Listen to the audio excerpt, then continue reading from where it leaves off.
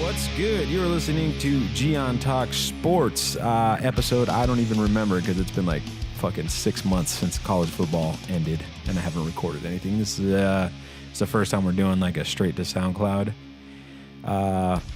episode of this. With me tonight is the one and only Cthulhu's Prodigy from Blacker Than Black Times Infinity. What's up? What's up? How y'all? It's really a pleasure to be back on here with y'all. I listen every goddamn week, so really appreciate it, man. Really appreciate it. You're our comment guy. Yeah, I do. I blaze up the fucking SoundCloud, man. That's what's up. We appreciate it. So I wanted to bring you on because I listened to you and Stitch's last podcast, and you guys were going in pretty deep about basketball and the NBA playoffs, and we are, 5 days away from 4 days away. No, not even 4. We're 3 days away from the first game of the NBA Finals, man. Warriors Cavs episode 3. How you feel about that? This is the big one, man. We have never seen the same opponents go 3 times in a row to the NBA Finals. I think this is the best rivalry in North American sports, period. I don't care if you're not a Cavs fan or a Dubs fan. If you're just a fan of sports, this is huge. They've won. They being the Cavs have won one. The Dubs have won one. This is going to be just epic, and I love to see good rivalries, especially when it comes to basketball. Yeah, man, and they're both killing it on each side. I know the Cavs lost they lost one game. They lost one game. Warriors haven't lost a game yet. So it's just like it was destiny. You know, no one was going to stop this third chapter of the finals. So I feel like there's going to be a lot of animosity, like the good kind of animosity. So it should be a nice chippy series. Definitely, I hear you on the chippiness. I would say these two teams hate each other, and they're not going to come right out and say it, you know, or feed into the media circus behind that. But there's plenty of bad blood. Oh yeah. No, there's this last year's series didn't end well for the Warriors, as we know. And I have my thoughts on that, but I feel like the Cavs are not happy about what the Warriors said after the series was done and what many of the critics said once the series was over. So they definitely want to prove themselves. And I guess you know what my biggest question and why I wanted to bring you on this is about LeBron, El Señor, LBJ, King James himself. Mm-hmm. Do you think if the Warriors sweep the Cavs in this finals, does that affect his legacy? Because right now people are putting him up there as the greatest of all time next to Jordan. And if if he were to, and I know it's awesome that he's been to the finals 7 times in a row, but if he were to go and the Cavs just got obliterated, does that kind of, I don't know, cheapen his legacy a bit? Because, you know, the biggest thing the critics are saying is that the Eastern Conference is just that much weaker than the West. And that's the only reason why he's been to the finals so many times. Yeah, I'm so glad you brought this up because it's been the hot topic du jour for the last month and some change when it comes to basketball fans. Yeah, of course it's going to affect his fucking legacy. It will obliterate a lot of his reputation in terms of being on that Mount Rushmore, because it would drop him down to, I believe, 3 and 8 for the NBA Finals. That's huge. 3 and 5. 3 and 5. I'm sorry. Wow, I'm way off. 3 and 5. Sorry about that. He's been to 8 of them. You're right. But yeah, it would affect everything for his legacy, especially a sweep. A sweep would, on the other side, by default, make the Warriors one of, if not the best team of all time, because no team has ever gone 16-0.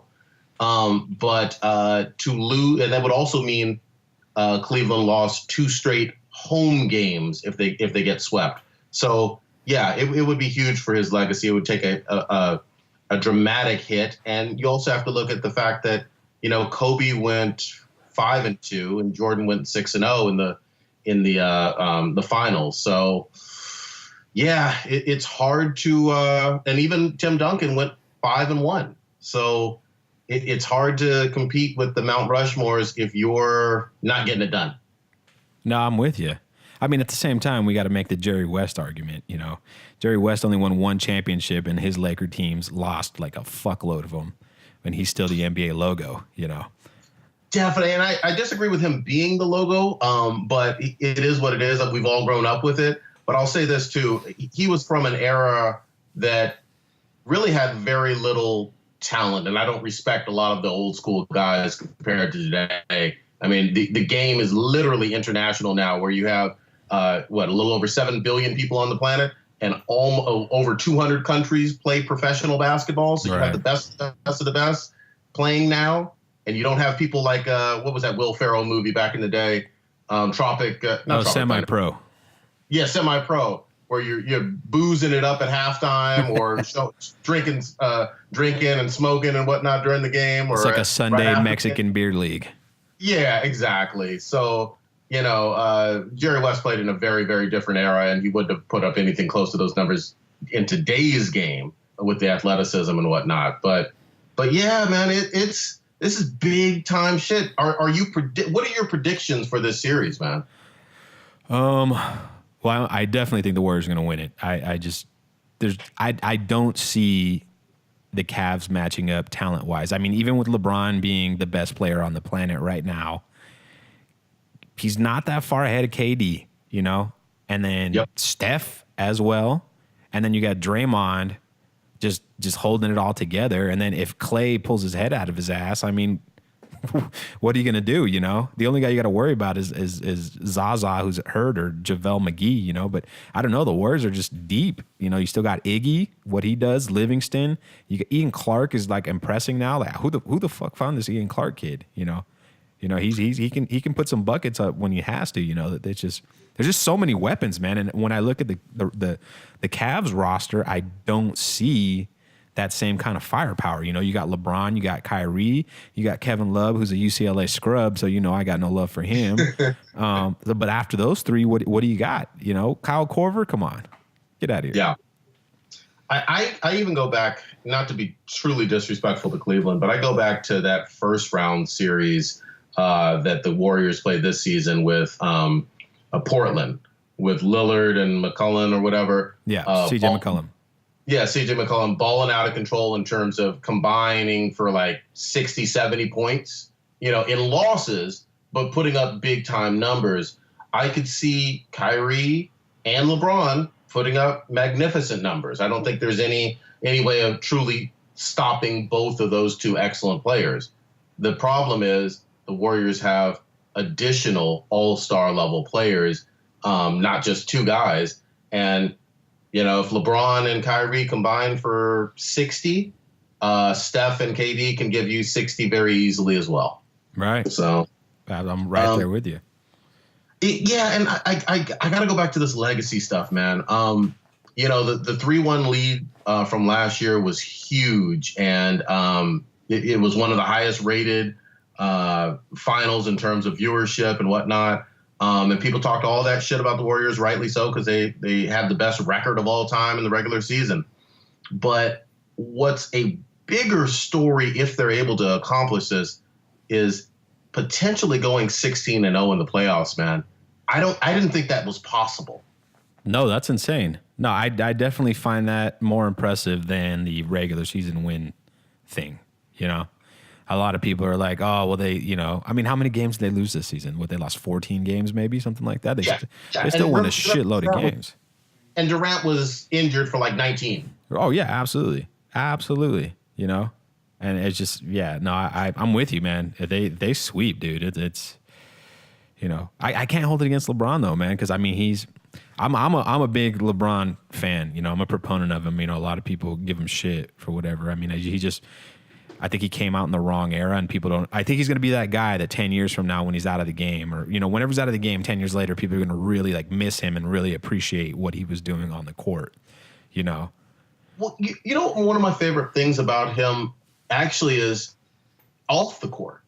He's actually one of the most decent superstars we've ever had in this league. Right. Jordan had his gambling problems.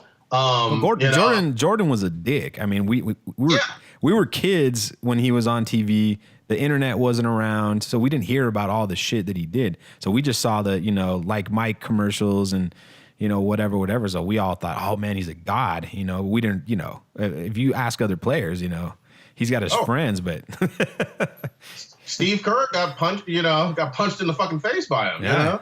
right.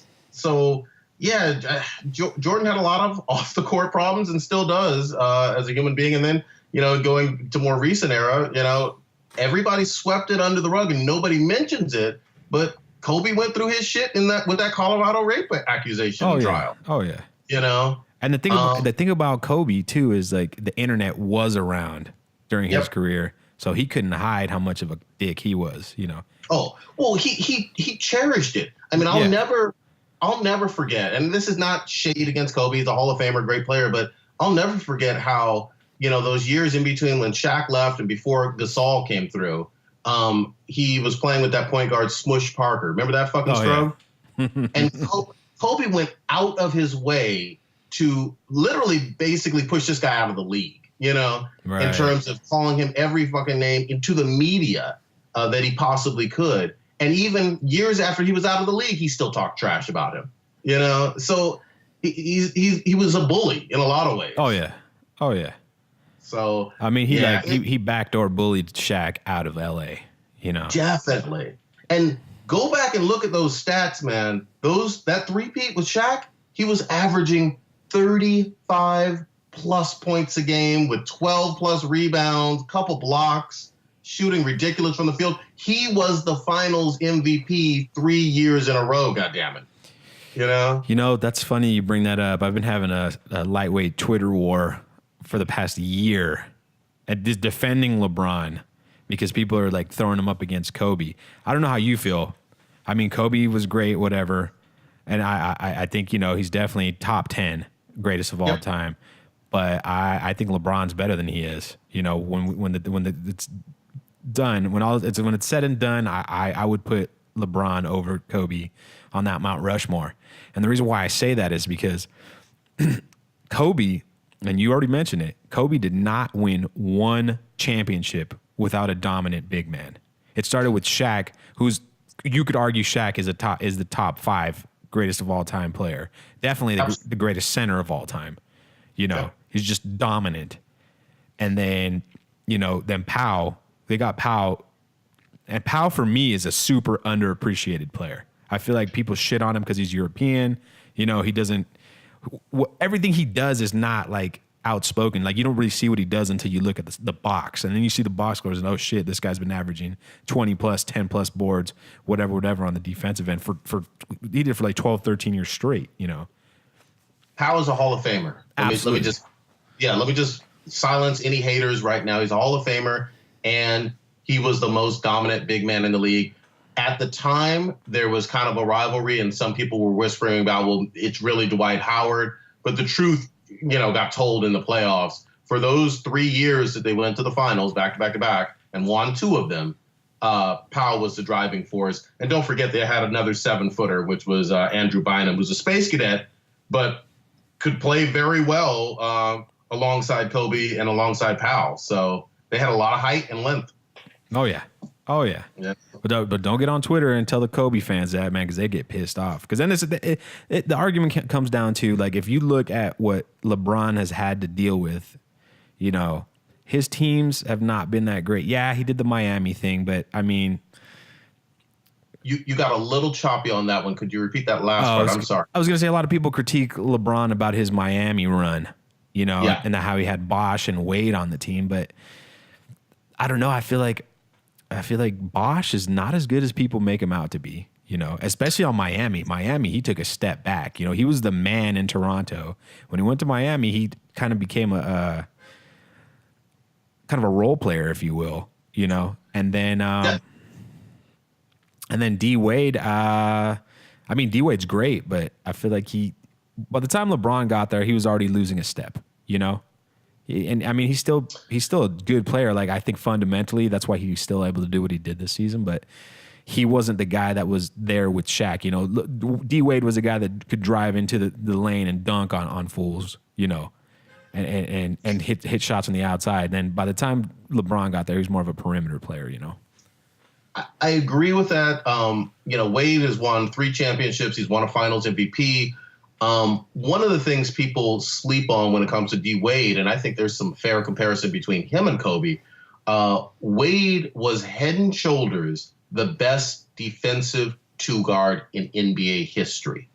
And I know a lot of people don't necessarily think of him that way because they think about more of the offense and the flash and whatnot. Let me tell you this. He's an undersized two guard at 6'3", 6'2", and he got more blocks than Kobe or Jordan throughout his career. In his prime years, it was a block party.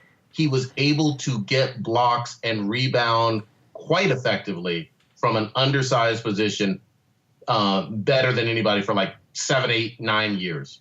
So I give Wade ultimate props. And defensively, I think he lost out to Kobe on a few NBA all defensive first teams just based on reputation, but he should have been on there way more than he was. That's funny too. Like I'm at the point now where like it's hard for me to like view some of these awards and just take them serious, you know, because a lot of them are, like you said, they're reputation based, and it's not. I mean, defense is so hard to like really figure out too, you know, because you can't go by just blocks and steals either. Like that's the other part about it.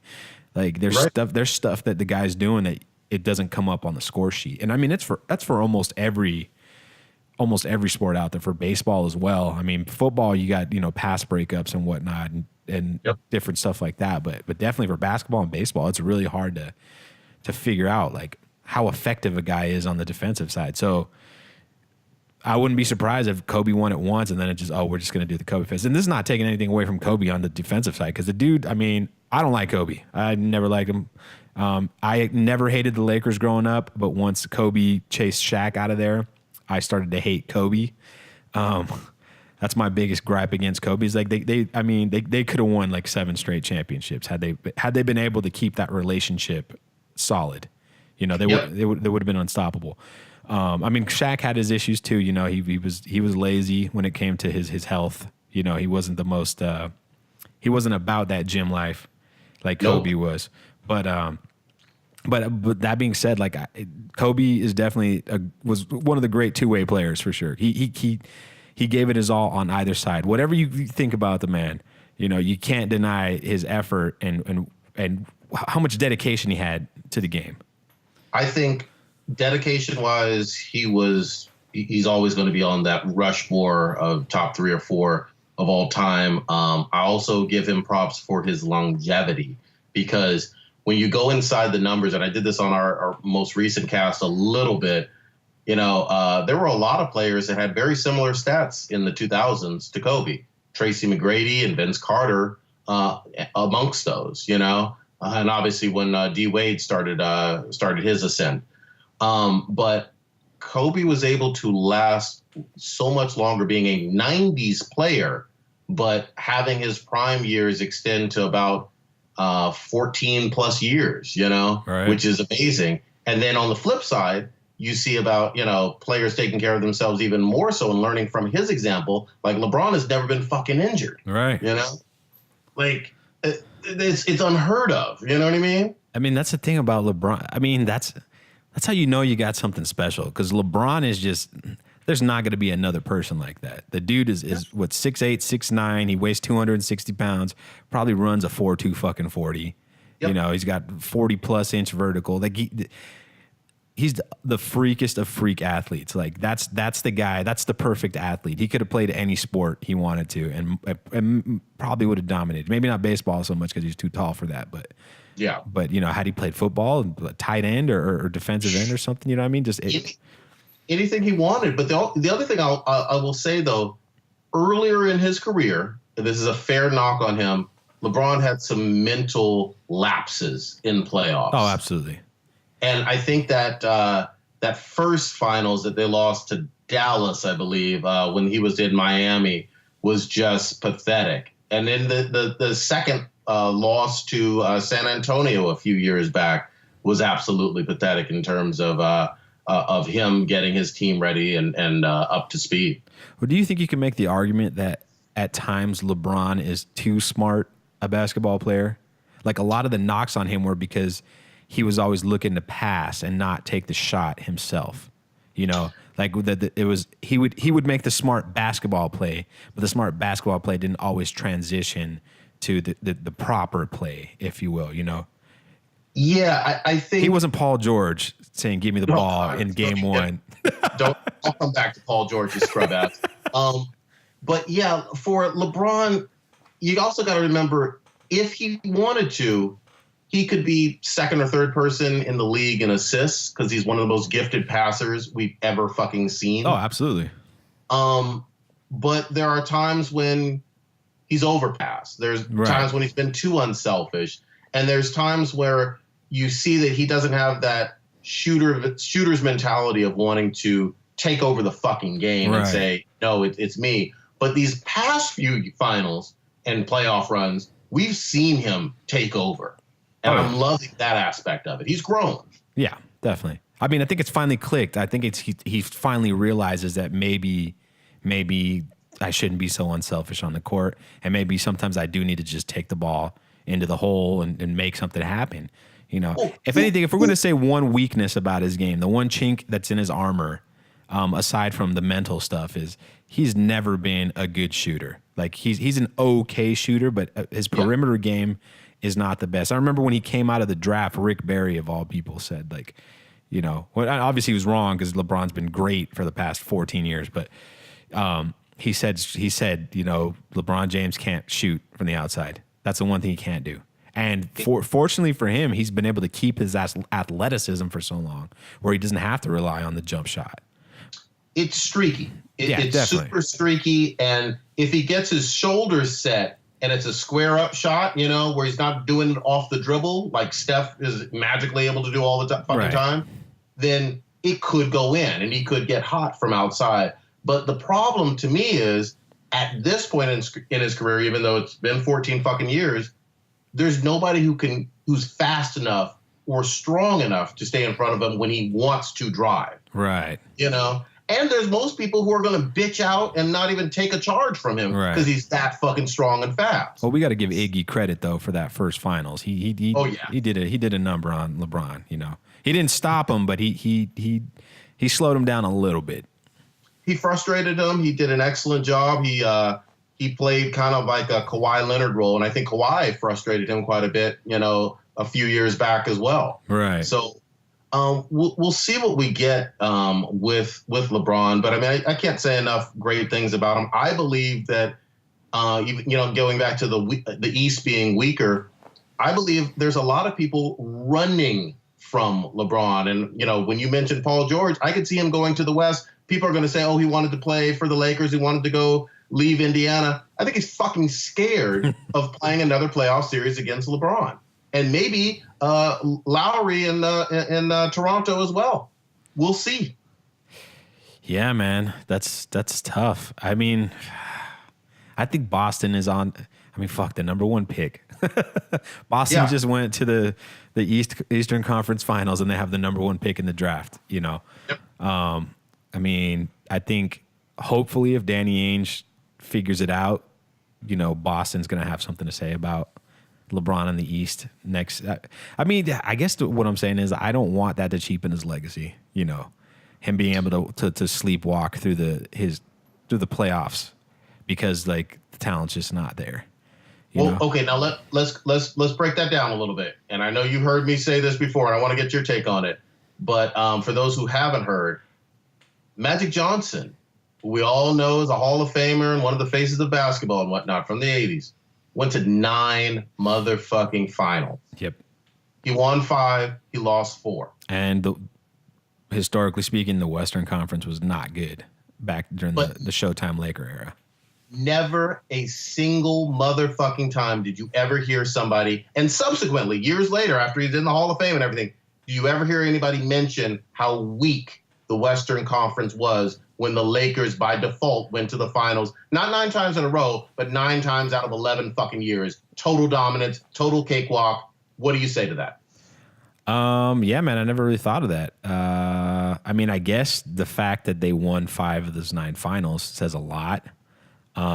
At the same time, those Laker teams were loaded, man. They were loaded. You know, they had Kareem, who there's old cats will say Kareem is the greatest of all time. 6 rings. And then James Worthy, underrated as fuck, man. James Worthy was smooth. A lot of people, they sleep on James because of Magic and because of Kareem. And then he still, had Michael Cooper playing defense. Michael Thompson, Clay's dad, playing defense. That was just those are stacked teams, man. But no, I hear you, man. I'm with you on that. Like, I'm not holding it against LeBron. I mean, I just thought it would be an interesting question. But I get what people are saying. It's easier for him to get there, but it's still like, I mean, last year's series should have cemented his legacy more than anything. They were down 3-1. They came back. I mean, say what you will. I mean, I have my own like excuses for the Warriors losing the series, and I feel like they make some sense. I think the bullshit suspension of Draymond kind of killed stuff because when Draymond goes down, the team just does different things. He's the heart and soul of the team, Definitely. And then just getting back from that. I mean, I think Bogut got hurt, so they lost the only big man they had down there, and then Curry was hurt the entire playoffs. A lot of people are talking shit about Steph. Like, everyone's making excuses for everybody else's injuries, but you know what? Steph's elbow was fucked up, and his hammy was pulled. He had that crazy knee injury, and then people are like, oh, well, Warriors beat the Cavs when Kyrie and Love were out, but okay, LeBron beat the Warriors when Steph was hampered. I don't know, man. That's like we want to make excuses for whoever we want to make excuses for, Exactly. Both sides have plenty of valid reasons for the last couple of years, but that's why this finals is going to answer everything. Oh yeah. And if it's one-sided, if it's a 4-1 or a 4-0 series, either way, obviously, right. But if it's not a competitive going to 6 or 7 game series, there's going to be a lot of second guessing about the last 2 years and a lot of rewriting of history. Right. In whoever's favor. I think it is truly going to be the Dubs, but we shall see. I got a question for you though. Now the debate all year long was over who would be MVP, and I think you not a Westbrook fan, right? I'm not a Westbrook fan in the. I don't hate him. I enjoy what he does on the court.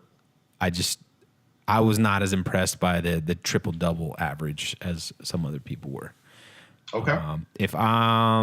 I mean, go ahead if you I didn't let you finish your thought. Well, I was just gonna ask, and I get some of the valid reasons why people don't want him to win the MVP, but I wanted to hear who you think should win the regular season MVP for 2016-2017. Who I think should win the MVP? Kawhi Leonard, man.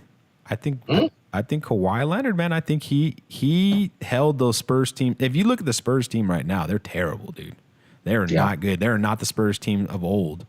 And Kawhi Leonard willed them to the second best record in the NBA and got them, to the conference finals. He went down. Who knows how that series goes? I'm not going to say that the Warriors wouldn't have still swept the Spurs had he been healthy, but you can make the argument that it would have been a tougher series. Like, I still think they would have beat the Spurs, but I just because how they play, they're so streaky. Like, they might be down by 30 in the third quarter, and then all of a sudden the threes start raining. And they catch up in 2 minutes. It's happened so many times this season. You can't ever count the Warriors out. But I feel like Kawhi just doesn't get the press and he doesn't get the respect he deserves because of everybody we're talking about. I mean, right now I guess the top 3 would be Harden, Westbrook, Kawhi. I'm assuming Kawhi's the only one of the 3 that plays defense, and he's a damn good defensive player. He's the better all around player of the 3 guys. And I think he was the most important player on his team, So I think, for me, if I had a vote, I would have voted for Kawhi. I'm loving the fact that you brought him up. Kawhi is a superstar. He's a quiet superstar. I don't know how San Antonio does it for the last 20 plus years in terms of their legacy of their best players being so mild mannered. Right. Like with Dave Robinson, obviously Tim Duncan, and now Kawhi. And even Ginobili and Tony Parker to a certain extent, you don't hear a whole lot of crap about them. Yeah, Tony But Parker doesn't do anything but fuck his teammates' wives.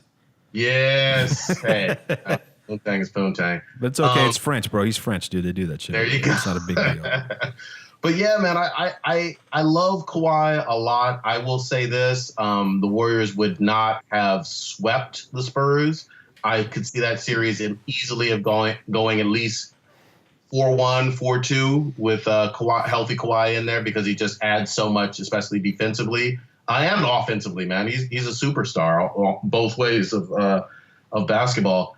I can't hate on him getting your MVP vote, but I will say this: even minus Kawhi, the Spurs on paper are a much more talented team than OKC minus Westbrook. I think OKC is like a 20-win team without Westbrook, maybe even 18 games.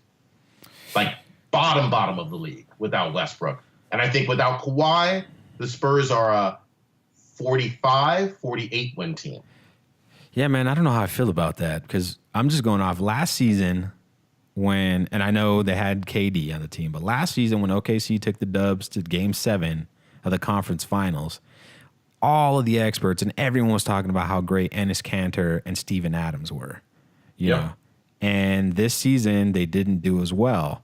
And I'm wondering how much of that had to do with Westbrook and not having KD there, kind of stopping him from hogging the ball and making them better players. You know what I'm saying? I feel like OKC's team is more talented than you think they are, or than you're giving them credit for. They have some pieces on there. They're just not the pieces that fit with Westbrook. And my biggest issue with Westbrook is I feel like I think he's a Carmelo Anthony, man. He's a guy that he puts up a lot of numbers and he does some exciting stuff, but he's just not. He can't take his team to the next level because of his style of play, you know. And I know you're probably going to mention his assists. I know he got some assists, but I mean, a lot of those were gimme assists. You know what I mean? They weren't playmaking assists, if you will. You know, they're not what Chris Paul does. They're not what LeBron does. Type of assists. I mean, that might be me just talking shit, but I don't know. That's the way I look at it. Well, I'll give you credit on a few things with OKC, man. And I saw plenty of their games this year. You're right. Their big men were supposed to be better, and they've been touted as being better when they back in the last couple of years when they had KD. However, they played intimidated. They were intimidated by Westbrook. They were starstruck by Westbrook, and they just played very scared of fucking up and not giving him the ball and giving him the glory. And it was his team, you know, sink or swim. I definitely hear you on that. At the same time, and not everybody's in love with this, but statistically, I never thought it was possible in an 82-game season for someone to average a triple-double in the modern era. And if other people think that that's no big deal, that's perfectly fine. I accept that. But I thought it was impossible all of my 30-plus years of watching basketball. And I thought the reason why Oscar Robertson gets that credit is because he played with scrubs in that inferior league and whatnot. But in the modern NBA, Magic couldn't do it. Jordan couldn't do it. Shaq couldn't do it. Kobe couldn't do it. I mean, nobody could do it or has done it, let's just say. Well, let me ask you this then. How much of that do you think has to do with the three-point ball? Because that's the one major difference between the 80s and 90s and now. The three-pointer has become so important. And the reason why I bring up the three-pointer is, had Westbrook played back in Magic in their guys' time, people weren't shooting threes at the same rate, so he wouldn't have been getting as many rebounds. You know, there's a lot of long rebounds because of those long shots. And that's why if you look at it, every point guard now has 4 or 5 rebounds a game, you know. If you look, like the average guy, Chris Paul, I think averaged like 4 or 5 rebounds a game. Steph averages 5 rebounds a game, you know. Yep. And he's not, we know for a fact Steph ain't getting under the hoop and boxing people out to grab boards, you know. So that's the one major thing. Like rebounds aren't as impressive as they used to be, at least at the guard position for me, because of the three-point ball. The assists, that's a different story, you know. Assists are hard to get. They're definitely harder to get than rebounds. That's the one thing I feel like. And I've gone back and forth with this with a lot of my NBA fan buddies over and over again, because people like to say to take away credit from Westbrook that the assists for him or the rebounds for him rather were fake and phony, and he shouldn't average 10 a game. My counter to that is, where the fuck were you last year when he averaged 7.8 rebounds a game, and the year before that when he averaged over 7.5 with KD, a 6'11" player on the same squad? I mean, Westbrook has been grabbing, and I know you mentioned like Steph and CP3 and whatnot averaging 4 or 5. Westbrook has been averaging more than 7.5 rebounds the past 3 years. So it's not all new. He didn't go from 4 rebounds a game to 10 plus rebounds a game this year. You know what I mean? Yeah, no, I get you. I mean, however, I have watched games where your point guard, who is supposed to be at the top of the key during a free throw, is lining up with the forwards at the free throw line. That right there is like, okay, they're trying to pad his stats. You see what I'm saying? Like, tell me the last time you saw a point guard lining up next to the power forward in the center at the free throw line. You will never see it, but my one thing that I'll say to that is, we have never seen a more athletic point guard in the history of NBA basketball. This guy is faster, jumping higher, more athletic than almost any other two guard. You know, I mean, he's freakishly. You talk about LeBron James and whatnot with his being 6'8" and 260 and whatnot. Westbrook, other than LeBron James, is the most athletic person in basketball, at least in my opinion. And if you have somebody who's more athletic than him, please let me know. No, I'm with you on that. No, he's a freak for sure. I mean, if we're going to say what's really impressive about Westbrook is, he was a football player in high school. He didn't really start playing basketball until his junior or senior year. Seriously, I'm sure he was playing on the playgrounds, but, he was able to get a scholarship to UCLA because I guess he figured out football wasn't the sport for him. Yeah. But that in itself is pretty impressive. He wasn't an AAU guy. He wasn't these other guys touring the states with getting their name out there the same way. So I mean, he's definitely a freak athletically. Like he could have been a wide receiver in the NFL for sure. I mean, he's 6'3". He's fast as fuck. He's strong. I mean, maybe he bulks up and plays tight end. I mean, it doesn't matter, but I agree with you on that for sure. The dude's a super freak athlete. It's impressive. I may sound like a hater when it comes to Westbrook, but what he does is definitely like it's explosive. It's fun to watch. There's just other components to his game I'm not a fan of, and I think the one thing about Westbrook, I mean, it doesn't matter for this season, but once his legs go, he's done. He's going to fall off the cliff like so many other players have. He's not going to have that longevity because he didn't build up the other facets of the game he needs to be successful. Right now it's pure athleticism. I'm with you on that 3,000%. Unless he's able to surprise us and pull a trick out of his hat. But right now, that definitely looks like the case. What about the last MVP candidate who still may win? Which is James Harden in Houston. When it comes to James Harden, I am just really, I just don't like the guy. I don't like his weak fucking chin having, flopping ass, fucking Muppet looking motherfucking ass out there on the court. He makes me so mad whenever he plays the Dubs and he gets fouls. Like it's so blatant. Like he's king flopper. He has surpassed the European Spurs for floppiness, dude. Like I'm the way he moves his head, he looks like a fucking Muppet. I'm not kidding. It's like Kermit and his head's like snapping back and forth, and like nobody touched you yet that head flop, and the refs are still buying it. I mean, I got to give him credit for that, but And then have you seen him without his beard? That's why I say he's got a soft chin, bro. Yeah. Like he's covering his lack of chin with that beard. So just for that in itself, I can't like the guy. But I respect. You know what? He's a good guy. I mean, it would have been nice to see what OKC would have done had they been able to keep that nucleus together. Definitely. I like his perimeter game.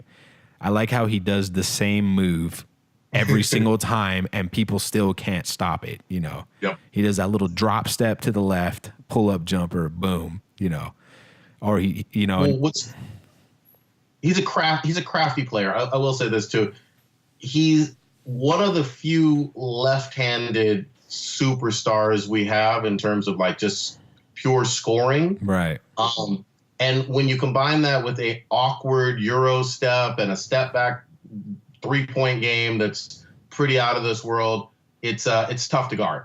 Yeah. But the thing that impressed me the most, to be honest with you, is his assists. Didn't he? It was 1 or 2 in the league. Did he lead the league? I think he led the league in assists, right? Last I heard, I don't know if it changed during the last week of the season, but he was a leader in assists, which is I had to commend him for it because I know they asked him. They said, "Hey, we need you to be the point guard. We need you to make more plays," and he did. And he even tried a little bit on defense. Yep. Yep. So his game is still evolving. Yeah, definitely. He's a guy. I think Houston is headed in the right direction. They need to add. Yep. I don't like Houston's roster at all. There's, when they traded for Lou Williams, I was like, are you serious? Are we serious right now? So now you got and you already had what's his face, Eric Gordon. Yeah. So we're just gonna what's next? They should have got Nick Young. Swaggy P. Let's just get every single shooting guard that doesn't like to pass in the league together on one. But other than that, I feel like they need another guy to pair with Harden, and that could put him over the top, and they could start challenging the Warriors.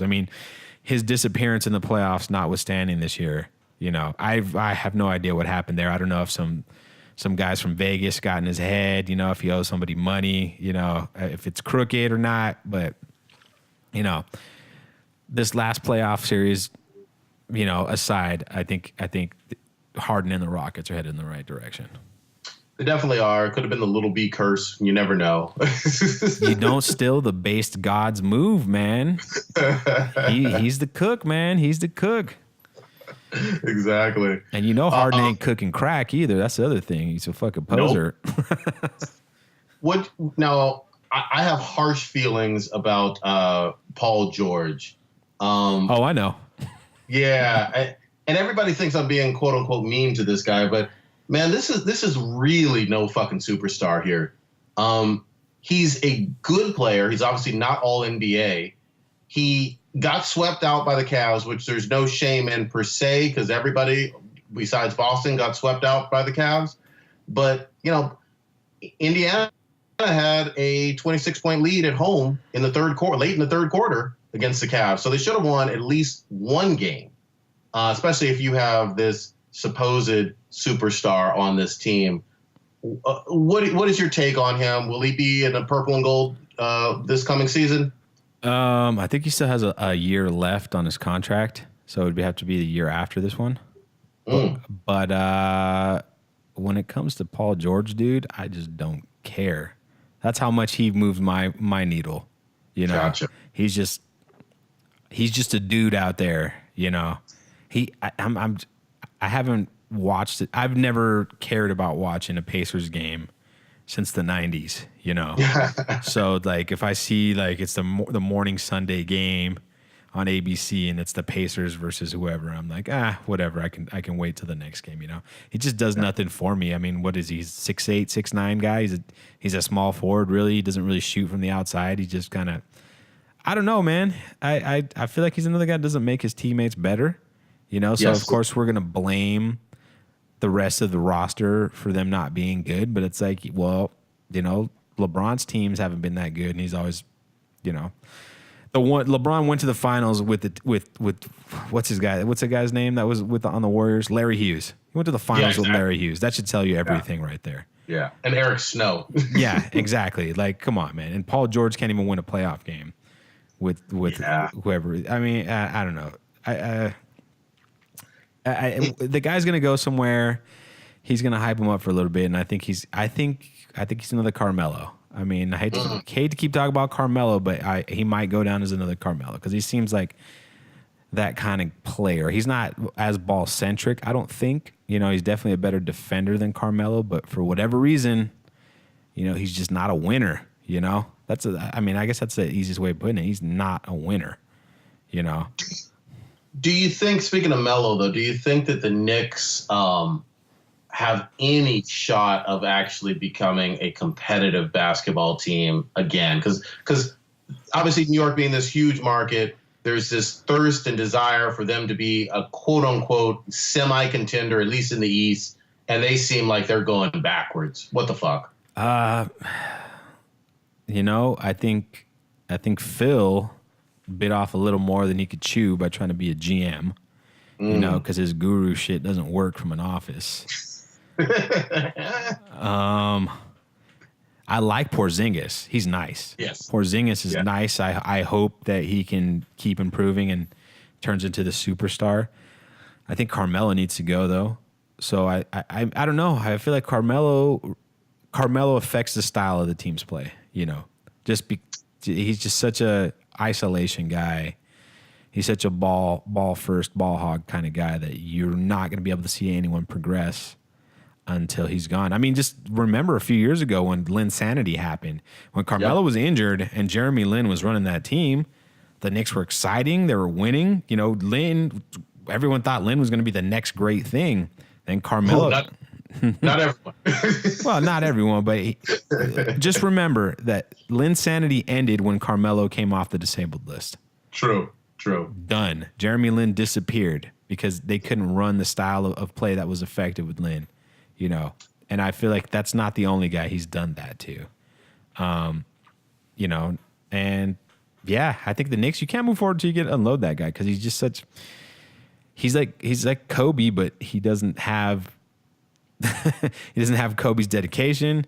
He doesn't have Kobe's skill. He's not the killer that Kobe is. Although I have heard statistically speaking, Melo has nailed more game-winning shots than Kobe has. Wow. Over their career, but obviously not in games that matter because we don't remember it. No playoffs. It's just I mean, Melo's an enigma, man. I mean, didn't he come into the league the same year as LeBron? Yep, he was the number 2 pick. Yeah, so he's been in New York for a minute. All the bright lights and whatnot. But you're right. I think he kind of has that. Small forward, big man, lazy. Yeah, he definitely. He doesn't have that desire to really win or to improve upon his skills per se.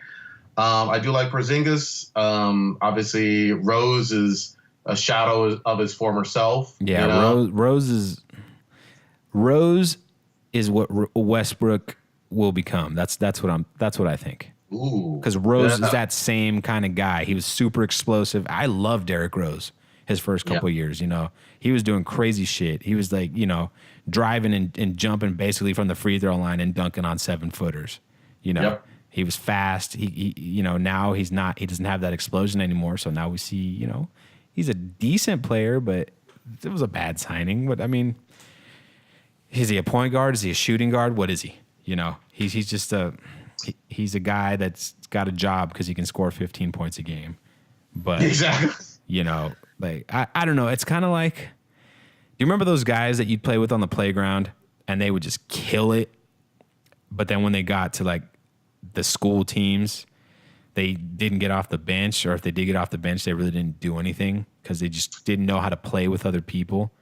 Kind of one-dimensional. Yeah, well, like he's a street ball player. Like these street ball players can do great stuff, but when it comes to the next level where there's a certain there's organization and there's different things are asked of you, they can't cut it, because they're not used to that kind of game. They got a just different style of game that they never grew up playing, and it's hard for them to break out of it.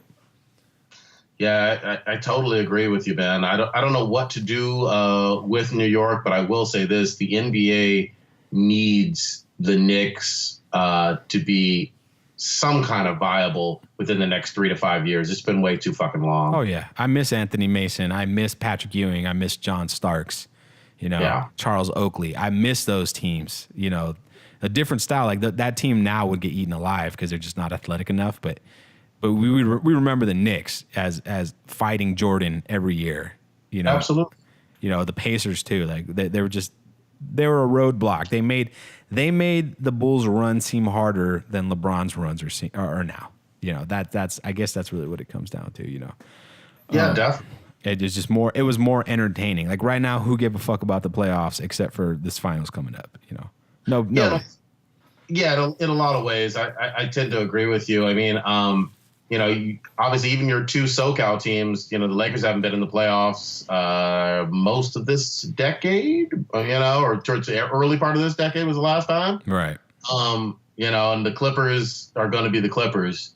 They'll probably get blown up, wouldn't you say, in the offseason? Oh, dude, the Clippers, definitely. That's a team that needs to get blown up like yesterday. You know, they what direction are they headed? You know, let me step back. They need to get rid of Blake. I think Blake is the biggest problem with the Clippers because he's got this hype and everybody still thinks that he's a great player. He's not. He's a middle of the road player who every so often does some exciting stuff, but he can't stay healthy. And even when he does stay healthy, what does he do? You know, he throws some dunks down. He might grab some boards. He's not good defensively. He's not dynamic offensively. He's a flopper. He's a cheap shot artist. I mean, he's a half black redheaded Bill Laimbeer. I said it. Damn, I like it. Hot takes. Yeah, I definitely agree with you on Blake. Lazy. He's lost his athleticism. He's tried to add a mid-range game, but it's just not quite there. And he's LA, like Dwight. He's like Dwight Howard. He didn't live up to the potential. And LA's a tough town, man. If you ain't winning, what the fuck are you there for? You know? And it's a Laker town. Even when the Lakers are down, it's always a Laker town. They should not have two teams. You know, the Clippers should think about going to Orange County and trying to be an Orange County team. You know, maybe that would help them. But unless the Clippers win a championship, you know, I live here in LA. This is one of the biggest bandwagon towns on the fucking planet. You know, people do not give a shit about the Clippers, especially when it comes against the Lakers, because the Lakers have been so good to the city. You know, absolutely so good to the city. So yeah, I mean. And talking about bandwagons, the reason why I say this is because of the LA Kings. You know, nobody was rocking a Kings jersey. Then they win the Stanley Cup, and all of a sudden, you always know there's bandwagoners when Mexicans are wearing hockey jerseys. Okay, there you go. There ain't no Mexicans playing or watching hockey. Now they're like the biggest. They're what are you talking about, fool? Yeah, fool. I was into the Kings back in Gretzky's days, fool. Yeah, man.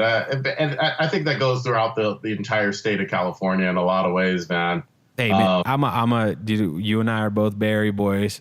I feel like people in the Bay are faithful. They always stick to their teams no matter what. You know, as a Raider fan, you've been going through some shit. Warrior fans, the Warriors have been selling out for the last 15 years, you know, and they weren't good 15 years ago. You know what I mean? It was a hard ticket to get. I agree, but I will say this. Plenty of supposed Warriors fans were wearing purple and gold number 24. Yeah. Those are the ones that can afford the jerseys and the tickets, man. So that's but I'll tell you this. Back when Kobe had his injury 4 years ago, I think now, and Harrison Barnes was guarding him and whatnot, you saw some of these same Warriors fans gasping when Kobe went down with that ACL, and were obviously rooting for him to go for 50 points against the Dubs at the time. I'm gonna throw this out there, and it might be like, I don't mean to offend anybody, but do you know who the most popular NBA player in China is? It's got to be either Kobe or Steph. Kobe Bryant. Still the most popular NBA player in China. There you go. How many Chinese people live in the Bay Area? Oh, there you go. That's all I'm saying, man. That's all I'm saying. That's a good point. What do you think about this Lonzo Ball? Because even apart from his dad, I'm going to say that this guy, while a good player, I don't see any proof or evidence right now that he's a superstar coming out of college. What say you? I mean, I'm sure if you've heard it on the other podcasts, you know, I'm trying my best not to bash the guy because his dad's whoever his dad is. Yep. From what I've seen, And I've even checked out like people put together like highlight compilations. So that's like the best plays that he's had.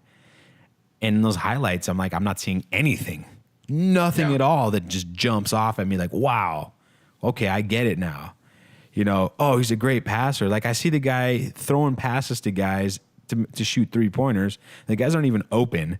You know, he's throwing to a guy and they shoot up a 3-pointer with someone in their face. He gets an assist. How does that make a highlight reel tape? You know, he's not weaving these passes in between players' legs, you know, finding these crazy open guys that nobody would have seen. I just don't see the court vision that everyone's hyping him out to be. And maybe he does, but, you know, I'd like to see his measurements, like how fast he runs, you know, what his vertical is, because he just doesn't look explosive either. You know, he doesn't like impress me athletically. I haven't seen anything. I think he's like 6'5", so he's not a short guy. So like the dunks don't, you know, you're 6'5", you should be able to dunk. You know. Yeah. So I don't know, man. I hope the best for him because his dad is digging him a deep hole. But you know, that jump shot, dude. His jump shot is slow and ugly. You know, it's awkward. It's super awkward looking. I will say this: a lot of really good players, as you alluded to, with LeBron even coming out of high school. But a lot of young players don't know how to shoot properly. Right. And he has an unconventional release. There's no doubt about it. I don't know if he's going to stick with that or not. But if you're going to be a superstar point guard, you know, in a league of incredible point guards, I think most of this show we've been talking about point guards. Oh, yeah. You got to really be someone who can average 20 points and give somebody 9 assists. And I think that's a tall order for his first 3 years in the league. I think he needs to sit back and learn the game at an NBA level. Not saying he shouldn't get a high draft pick, because obviously it's in comparison to his peers, and his peers may not be better than him per se, but he's got a lot to learn. I hope he does learn quickly, because obviously his dad has written him a check that I don't think his ass can cash. No, definitely not. How do you feel? I mean, slightly related, how do you feel about the one and done rule? And how do you think it's affected, like, not only college basketball, but the NBA as well? It's it's a great question, because it's drastically affected college basketball. Obviously, you don't see a lot of players even staying for 2-3 years. But I don't give a fuck about college basketball. You know, these players were playing for free. I think one of the saddest stories was when Chris Webber on the Fab Five went to 2 straight national championship games and literally had the college basketball world on his back, you know, in terms of he was the most popular selling jersey. Everybody loved Michigan and all that shit. Fab Five, bald heads and black socks, could barely afford a pizza when his jersey is selling for $90 in the student union and all over the world. Right. So, I mean, college basketball I don't have a whole lot of love for. But let me also say this, too. It's important to remember, for tennis, for hockey, for baseball, for all these other sports, you can go pro sometimes even before you're 18. Right. Nobody on this fucking planet has a problem with that. But for some reason, for basketball or football, and football for different sport completely, but for basketball especially, it causes problems and is a issue when you have a LeBron James or Kobe Bryant or Kevin Garnett who's so supremely talented out of high school. They shouldn't be able to go pro even though they're over 18 years old. I don't get it. Yeah, I think it's a development thing. That's the biggest thing for me is there's guys that are leaving 1 year early who could have used an extra 2 years and been a way better player. So to chase the money, which is fair, you could do, I mean, you're an adult, you could do what you want, but trying to chase that dollar, you have cost yourself a few years and potentially more money on your career because of it. And you didn't become the basketball player you could have been because you left early. And I think that was the initial reason why they eliminated the high school early entry thing, was because so many guys were leaving early. Once KG did it, it seemed like the floodgates were open and you had, I mean, let's see if you remember. Do you remember Sebastian Telfair? I do, unfortunately. Sean Livingston was another high school guy, highly touted. there's some guys out there, I can't remember their names, that they flamed out of the league in 2 years. And Wasn't it Kwame Brown? Wasn't he out of high school? Kwame Brown was another one, but at least he got 10, 12 years out of his NBA career. I think he's still playing, to be honest with you. Yeah. But not that he's good, but he's still, because he's 7 feet tall, you can't coach that. You can't coach height. So he's always going to have a job.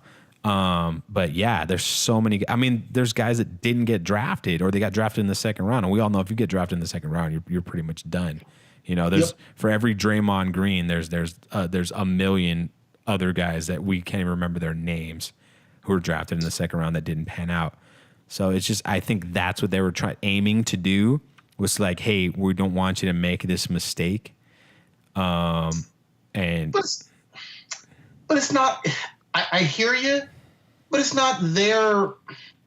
It's not their lives. No, you know what I mean? It's not. I definitely don't think it has anything to do with them looking out for people. I think it has to do with it watered down the product, because you had KG, you had T-Mac, you had LeBron, of course, now the latest ones. You had Kobe. Those are 4 guys right there, but who else did anything? You had guys getting drafted on potential that didn't. You had so many of them not panning out that it affected the game.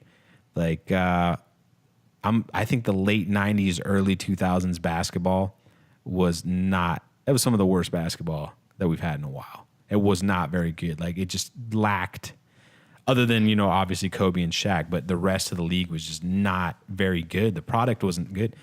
I think the Warriors, in the last 10 years, once Steph really started hit his stride and really becoming who he became, has really made the NBA an exciting game again, and turned it into the product that it is now. And he was a sophomore when he left. He got 2 years in. He was a guy that didn't get recruited anywhere except for some small college and wherever Davidson's from. I think they were in South Carolina or something. And I think that's the reason behind it. I feel like I said, on the one hand, chase your paper, try to make that money. A lot of these kids come from low income families. Single moms. They want to buy their mom a house. They want to buy the sneakers they couldn't afford. You said the Chris Webber thing. By the way, fuck Chris Webber for the bullshit he pulled with the Warriors. When we drafted Chris Webber, I was like, oh shit, things are going to change. The Warriors are about to start making some moves. And no, the Chris Webber era fucking ruined the Warriors for 10 years, 15 years even. I'm with you, but remember what we did foolishly was we sided with an old coach, a 60-year-old dude, right? Instead of realizing that this was a rookie and a young player who just needed to be properly coached by someone who got it, you know? And so we let him go for shit. I mean, I'll never forget it, but I couldn't believe that we sided with Don Nelson. I remember being, I guess, in high school or so when that happened. Like, fuck Don Nelson. Give me fucking Chris Webber in his prime years. And I tell you what, the 90s basketball in the Western Conference would have looked a whole lot different with the Warriors having Webber and Spree on that team. Oh, absolutely. No, it was that the front office for the Warriors then just ruined everything. I mean, I don't know if you've ever looked at the draft picks that the Warriors had in that time span, but they drafted Todd Fuller instead of Kobe. That's one of them. They could have had T-Mac. I forget they drafted a Donald Foyle. You know, they did a lot of the front office was trash. And the funny thing about that whole John Nelson thing was he got fired that same season. So they let Chris Webber go, and for Billy Owens, poor Billy, he's always going to be linked to that trade. And what else? And then Don Nelson wasn't even there the entire season, so it was like, what was the point of that? But it just ended up hurting the franchise. But remember, Webber also wanted out because he was being a little baby. Like, he didn't just suck it up. It was like, oh, I'm the best player out of college right now, whatever. So it's not. I don't want to completely defend Webber here because he had his part in it as well. But he was a kid. He was a prima donna. There's no doubt about it. But when someone's rookie of the year, and one of the best passing and dominant big men in the league. So it was hard. There's no doubt about it. But going back to the stuff with the draft, I get what the league was trying to do. to a certain extent. I also feel like players are going to look out for themselves. Everyone has confidence in themselves that they can play at this elite level. Most people cannot. And that's just one of those hard life lessons that some people are going to make. But the other thing is, people do shitty, like we talked about with the Warriors, they do shitty things with drafts. Yep. So just because someone is an 18-year-old quote unquote phenom doesn't mean you have to fucking draft him. Right. You know, out of high school, people were making stupid ass decisions based on hype and not knowing what the fuck they were doing and thinking that someone was going to be the next, you know, Kobe or Shaq or LeBron or whatever, and just being fooled time and time again, many teams. So part of it was on the scouts, part of it was on, you know, the league and the ownership. But college can be a good place to hone your skills, or it can be a place where you can get injured when you're playing for free and never get drafted at fucking all. So you're going to run some serious risks too. And especially if you're not from a program like Kentucky or Duke or, you know, one of those big time schools. Let's say you're injured your junior or senior year and the team doesn't make the tourney. How's your draft picks, you know, or your draft stock going to be? It's going to be in the fucking toilet, right, you know? Right. So a lot of facets to it. It's complicated. I just want the best players in the world playing in the pros. And the good thing about it, though, is you have a D League now, which we didn't have back in the 90s and whatnot, right, that actually you can have talent blossom out of there. You know, even if you're 26 years old and blossoming late, you can still make it. You got a chance. You got a chance. Definitely. Which is dope. It is, man. But all right, man. Well, I think that's gonna do it for us, man. This is a nice little convo we had. Absolutely. Before we go, give me your prediction on the finals. I'm going to be real fucking bold here, man. And I don't mean any fucking disrespect. I just want to see it. This was a year of lots of historic events in the NBA. And I'm a Dubs fan, so this is why I'm picking this. But I'm going to say all 4 games are close, but it is a clean sweep. And KD wins the MVP. All right, man. Sounds good. I'm going to go Dubs sweep as well. I think they blow out the Cavs at least 2 of those 4 games, though. Ooh, okay. I think they blow them out at home, actually, and then the close games are going to be in Cleveland. But I think, I just don't. LeBron can't score 70 points, and Kyrie can't score 40 points. I mean, he can, but LeBron needs to score 70, and Kyrie needs to score 40 for this to be a competitive series. That's the way I'm looking at it. Might be wrong. Might be eating my words later, but that's my story, and I'm sticking to it. So thanks a lot, man. Let's try to do this again soon, man. It was a good time, and I'll see you on the interwebs. Absolutely. Thanks, fam. Appreciate it. All right, dngtalk.com, guys. We'll see you next time.